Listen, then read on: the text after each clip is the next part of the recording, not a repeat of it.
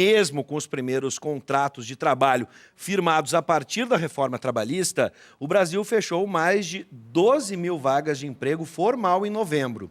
Os dados foram divulgados pelo Ministério do Trabalho.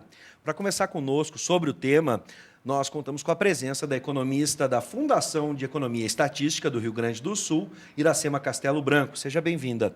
Feliz 2018, né? Obrigada. Bom, vamos ver se realmente esse 2018 traz esperança para muita gente no mercado de trabalho. A gente fica se perguntando se realmente a economia estava no fundo do poço e não cai mais, melhorou e a gente tem a volta do emprego.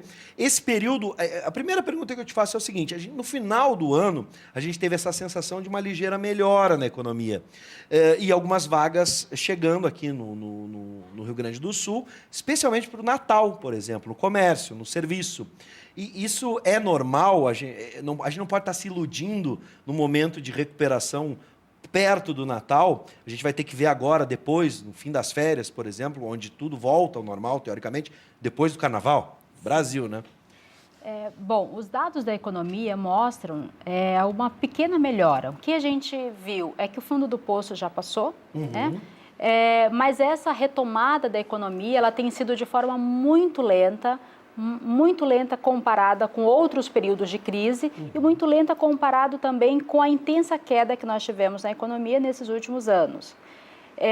No período de final de ano, ele sim traz essa sensação porque a gente tem também um valor que circula na economia, que é o próximo 13º salário, as contratações de temporários pelo período do Natal. Então, isso traz essa sensação de melhoria. De fato, a gente teve uma movimentação nos shoppings maiores do que tínhamos lá em 2016. Sim.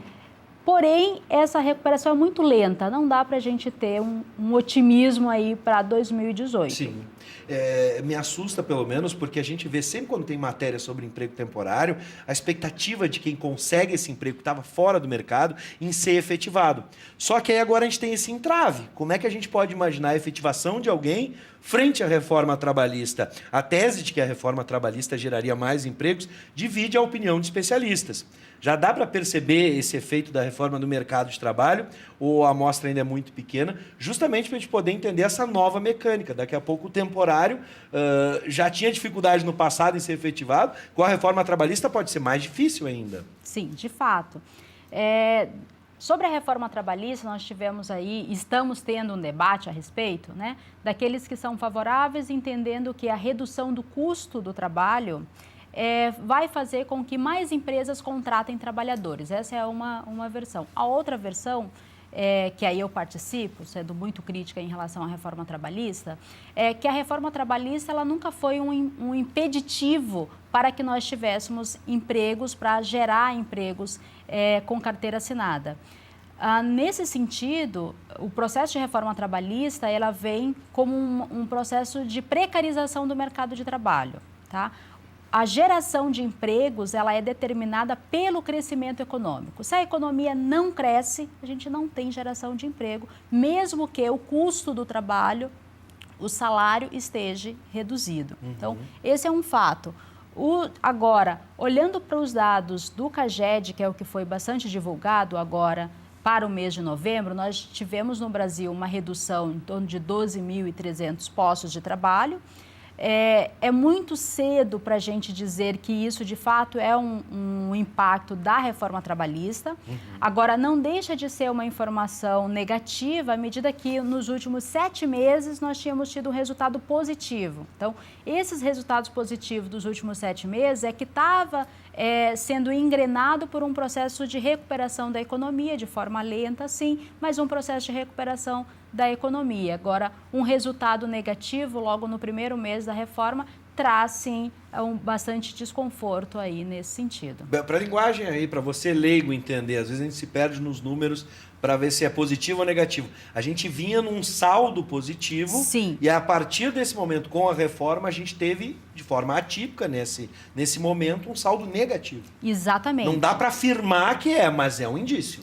Sim, é um resultado preocupante. Preocupante, sem dúvida. Porque E esse saldo, só para esclarecer para o telespectador, ele é o resultado das admissões menos as demissões. Então, significa que nos últimos 7 meses, de abril até outubro, nós tínhamos mais admissões.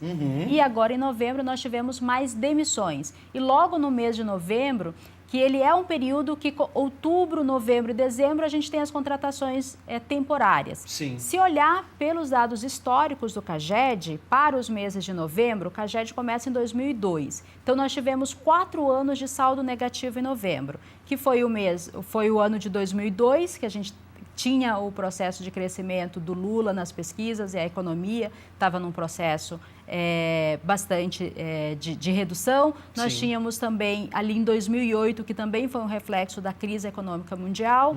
Tivemos 2015 e 2016, que é o processo de recessão da economia brasileira. Então, nesse período, nós tivemos apenas 4 vezes com saldo negativo para o mês de novembro. Realmente é muito estranho esse número, a partir do que se tinha de histórico recente, né, e do momento de transição onde as coisas deveriam estar, devia impulsionar ainda mais aquele momento, né? E num período que a gente estava falando de contratação temporária, ou seja, os estímulos para que esse número fosse diferente seriam muito grandes. Né? A gente tem aqui, dentro dessa perspectiva, quais são os setores que estão sentindo mais essa recuperação lenta da economia? Se a gente fosse pensar, bom, agora o comércio, né, pelo menos os números, foi num momento positivo de uma alta de venda comparada, né, uma alta de consumo comparado ao ano anterior. Sim. O que a gente pode imaginar? Comércio e serviço ainda lideram? Essa retomada lenta, ela tem afetado todos os setores da economia, tá? A indústria, a construção, serviços e comércio. Agora, o que a gente imagina que nesses últimos períodos o comércio e o serviço ele tem um impacto maior porque são as atividades que dependem mais da renda de circulação na economia. À medida que nós tivemos praticamente 8% de queda na economia no Brasil nesses últimos anos, esses setores têm sido o de maior impacto, né? Olhando especificamente para o Rio Grande do Sul, tá? Nós tivemos, no mês de novembro, uma alta, nós tivemos mais admissões do que demissões, em torno de 8.800 mil postos de trabalho. Sim. Né? E aí, quando a gente abre quais foram os setores que tiveram esse crescimento, que foram positivos em termos de admissão de postos de trabalho com carteira assinada, foi comércio e depois setor de serviços, especificamente aquele que é alojamento e alimentação, que são áreas bem típicas desse período de final de ano. Sim. Né? Que aí deve ter alguma coisa a ver com o próprio trabalho temporário nesse período. Agora, nessa lógica aí nacional de queda, ou melhor, de retração, e o Rio Grande do Sul está numa posição diferenciada, liderando, né, puxando esse ranking de forma positiva, o que a gente pode imaginar? Quais os fatores? Por que nesse caso a gente, entre aspas, se deu bem? Seria, por exemplo, uma relação com o agronegócio, a super safra que a gente teve ou não? Não, olhando para os dados, parece muito mais um período de ajuste, porque nos meses anteriores, enquanto o Brasil estava com resultado bastante positivo em geração de empregos com carteira assinada, o Rio Grande do Sul tinha resultados negativos, tá? 6 meses de resultados negativos no Rio Grande do Sul, a gente teve só outubro e novembro com resultado positivo. Sim. A gente tem, sim, resultados positivos na área do agronegócio, principalmente com aquelas lavouras que são de verão e que nesse período tem as contratações, mas a gente não pode dizer, com base nesse resultado, que os dados do Rio Grande do Sul estão melhores do que os dados do Brasil.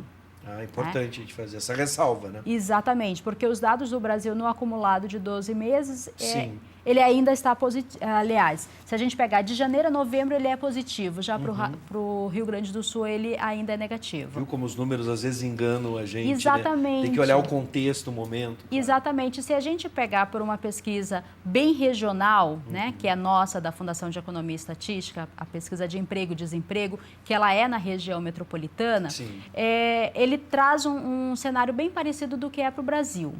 Nós tínhamos de julho até setembro resultado positivo, tá? A gente estava com geração na ocupação, né, e uma tendência de estabilidade na taxa de desemprego.